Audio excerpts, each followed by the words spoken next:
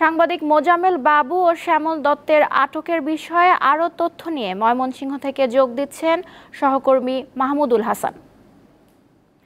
মাহমুদ, এই মুহূর্তে মোজাম্মেল বাবু ও শ্যামল দত্তকে কোথায় রাখা হয়েছে কিছু জানতে পেরেছেন কি?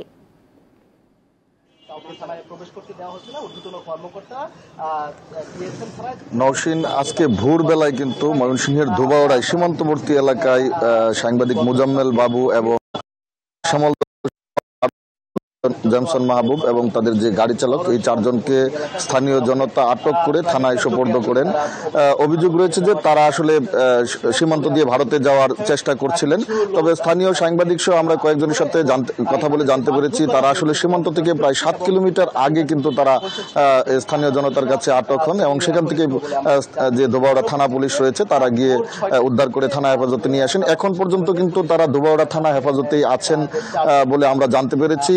ময়মনসিংহ জেলা পুলিশ সুপার ইতিমধ্যে ঘটনাস্থলে পৌঁছেছেন এবং তার সাথে আমরা কথা বলেছিলাম। তিনি জানিয়েছেন যে আসলে যে চারজনকে আটক করা হয়েছে তাদের বিরুদ্ধে ঢাকায় হত্যা মামলা দায়ের করা হয়েছে বলে তারা জানতে পেরেছেন এবং তারা সেইখানকার যে তদন্ত কর্মকর্তা রয়েছেন তাকে খবর পাঠানো হয়েছে। তারা ইতিমধ্যে ঢাকা থেকে রওনা করেছেন। সেখান থেকে তারা এসে আসলে যারা এই যাদের বিরুদ্ধে মামলা রয়েছে তাদেরকে আসলে সেই মামলায় অন্তর্ভুক্ত করা হবে বলে আমাদেরকে জানিয়েছেন। তবে ময়মনসিংহে তাদের বিরুদ্ধে কোনো ধরনের মামলা হবে না বলে পুলিশ সুপার আমাদেরকে জানিয়েছেন।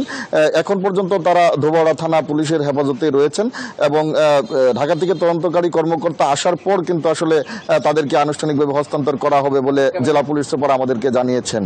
নওশীন, এই ছিল আমার কাছে ময়মনসিংহের যে চারজন গ্রেপ্তারের সর্বশেষ খবর। ধন্যবাদ।